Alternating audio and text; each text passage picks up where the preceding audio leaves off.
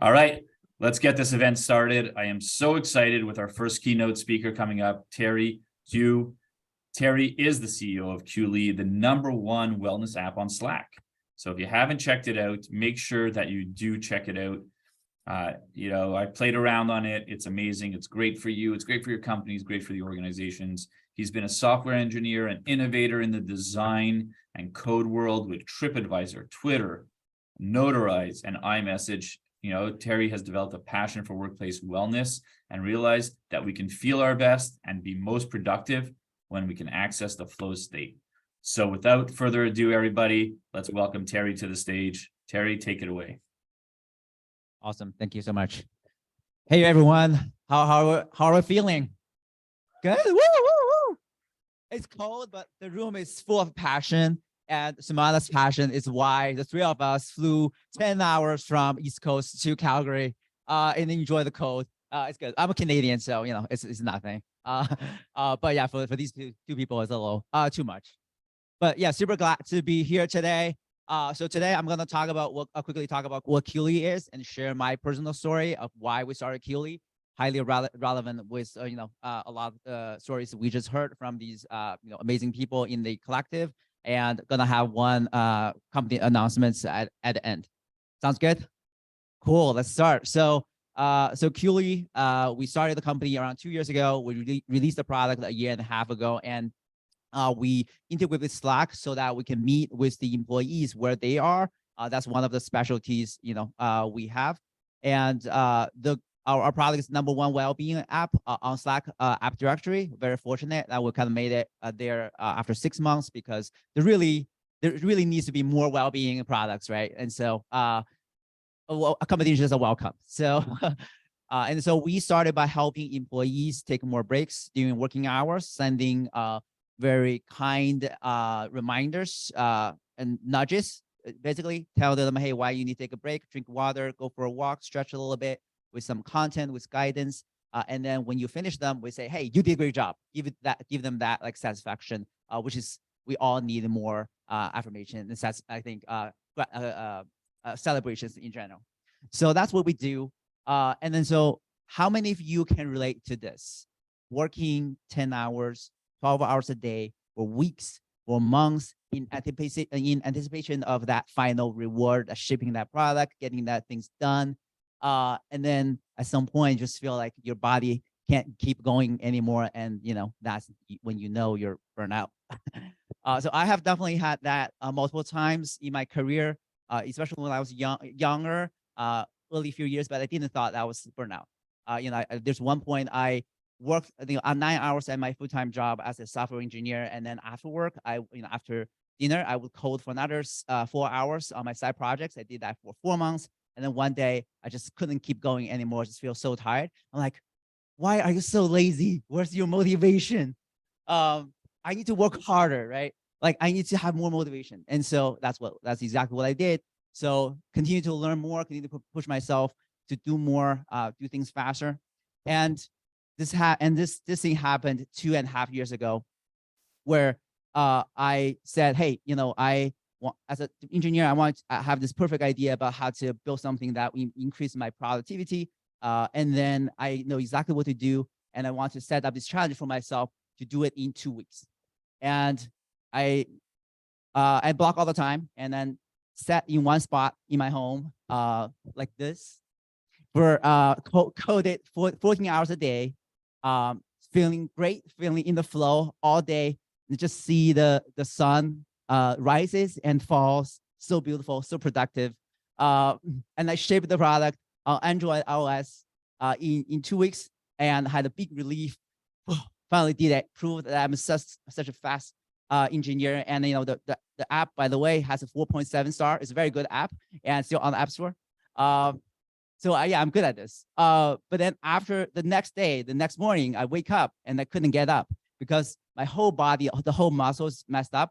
So tight, couldn't move.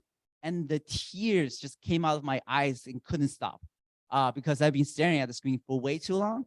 And my wife actually, so during those 2 weeks, my wife was so supportive. She would bring the food to me, bring the drink water to me, feed me. So I was able to, so I only need to take bathroom breaks.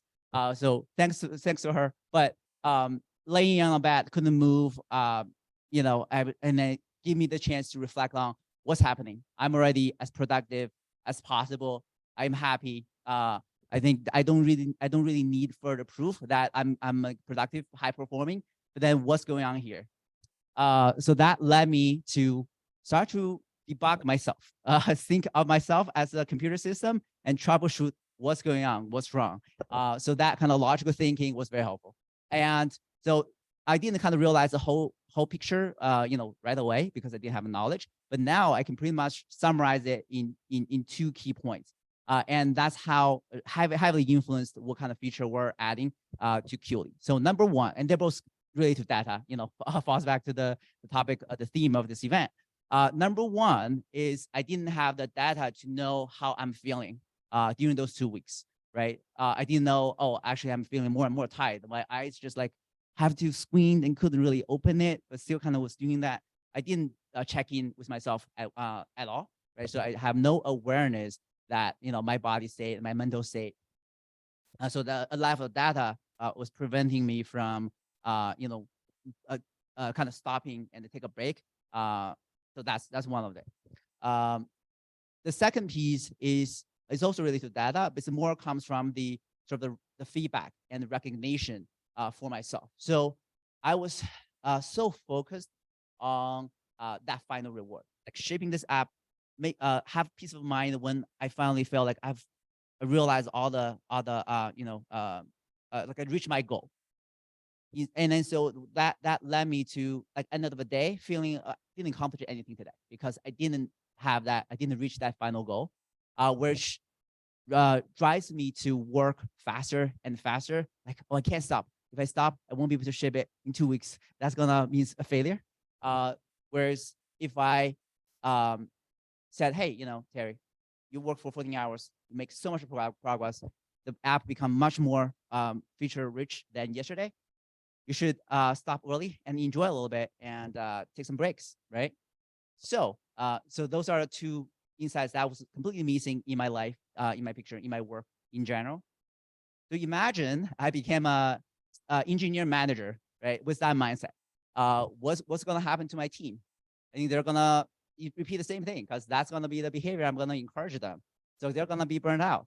And that's exactly what's happening in a lot of companies nowadays, which is the managers who are promoted is because they work really hard, have high work ethic, and they're just gonna teach people this. And in fact, 60% of new managers fail, and a manager who fails would cost a company over $200,000 per year in lost productivity, lost revenue potential and stuff. 50% of managers, don't, like, over half of managers don't even check in with their employees, so they don't have the data about how they really feel. And more than half, like, or close to half of people, managers don't even give the recognition that to tell the employees, hey, you've done a great job. Go home, relax a little bit, enjoy your life a little bit more, so that you can get the time to heal, so that you don't get burned out after 3 months or 6 months. Yeah. So I guess that would lead to the sort of the announcement of what we're gonna do next. Is, so we launched as a tool to help employees to take, like, more individuals to take breaks, and we have thousands of users from over 700 different companies, large and small startups, who are kind of using Qli to help them take a breaks. Let's see some good stats. So I think 70 there for people who work in a team that has already good culture. We saw a over 70% retention after day 30. So it means, like, these reminders is not just really helping people, but now we know so 70% of the employee happiness and engagement falls onto the shoulders of the managers. So we want to help the managers to empower them to get the data they need to lead their teams effectively, to avoid burnout. And so we're kind of, as a software engineer, we're used to innovating fast. Impatience is a virtue for us. So we want to introduce build tools that make it easy for managers to become really good at employee engagement and well-being quickly, instead of relying on the traditional training, coaching, which would take too long, or reading books too long. So we want to kind of encode all the best practices into easy to digest format, and then send those to the managers to remind them to check in, and then tell them how you want to check in, what kind of questions you should ask. So that's kind of we're about to ship right now for QLead for managers and for everyone. So we're gonna launch on Product Hunt next Tuesday. It's a website where cool products being launched, and then but for people who are in this event, you hear the news 5 days earlier. So if you sign up now, you're gonna have a much higher chance. So we have this kind of pilot program where we're gonna pilot with 25 teams to really kind of test it out, make sure it's all smooth and really providing the value it needs, and then it's easy to understand for the managers. So if you're a company, or you're curious, you're leading a team, and you're curious about it, sign up on qlead.ai/WWC. You're gonna see the sign up form where you can join the pilot program. I think that's it. Enjoy the event. Okay. Wow, Terry, thank you for sharing your story. It's a couple of things that stand out for me, right? The idea of, like, if you don't get it done, it's a failure. I think that if I can talk to each person that's in the audience, in person, virtually, we've probably felt that along the way. Oh, I have a project due and I didn't get it by the deadline, and I'm a failure, right? And that puts a lot of pressure on us. The other thing that stood out for me, the second piece, is impatience is a virtue. I chuckled a little bit when you said that, right? Obviously, right? But that's the feeling you had in the role that you were playing. And again, that's probably something many people feel sometimes, is that, we got to be impatient. We got to get it done today, yesterday. Let's get it done. So thank you again, Terry. Do we have any questions from the audience? Any comments in person or virtually that we would like to share with Terry? Hey, Petra, you have a great question, and I'll just jump in on that. Terry, can you share an experience when a leader made a change based on the data that you gathered from their employees? Because one of the things we want to really talk about is how data can make decisions better. Terry, can you give us an example of that? Patrick, great question. Great. Yeah. So, so like I mentioned, we have fortunate to have over 700 companies who have used QLead, and then we have a handful of paying customers who are really see the value of the data we kind of we're providing to the companies. So one particular piece of data we are providing to some of our customers is a real-time energy trend for all the employees who are using QLead. So we ask these employees, hey, how do you feel from 1 to 5? What's your energy level from 1 to 5? Multiple times a day, as we send them the healthy reminders.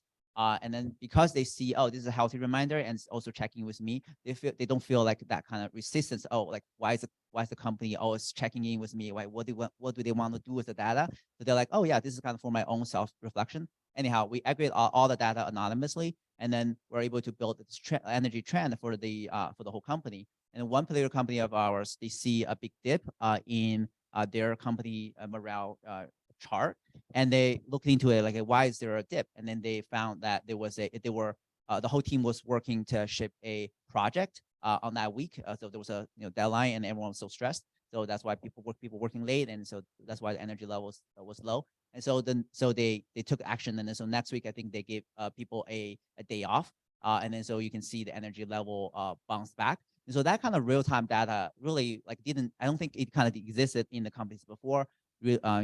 Companies relied on employee surveys, which was every 6 months or so, and then by the time you get the data, people already sort of suffered for 6 months. So that's one of the things we want to enable companies to be able to do more.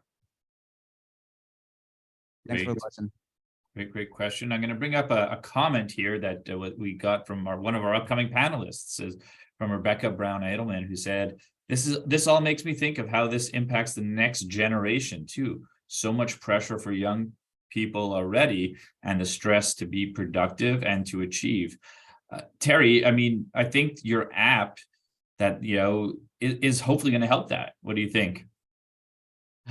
We have a Gen Z on our team, and so I have to make sure he doesn't get burn out. Yeah, I mean, I think it's good. Like, I think the next generation is growing up with a lot more awareness than my generation and the previous generations. I think that is there's that awareness. I think the problem is really they gotta have these managers who understands this first. Otherwise, they're gonna create that kind of environment that Samantha mentions.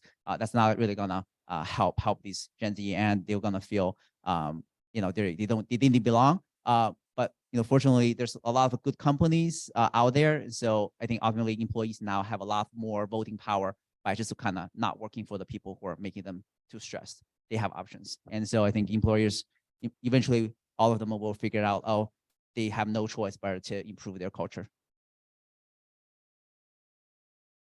Excellent. Thank you so much, Terry. We just appreciate you being here and being partners with the Workplace Wellness Collective. And just a reminder, everybody in the audience who are in person or online, to please check out the webpage, the workplacewellnesscollective.com. Sign up, become a member. This way you'll get all our content, be up to date, and access all of our events. So go check that out after today's Micro Summit, of course.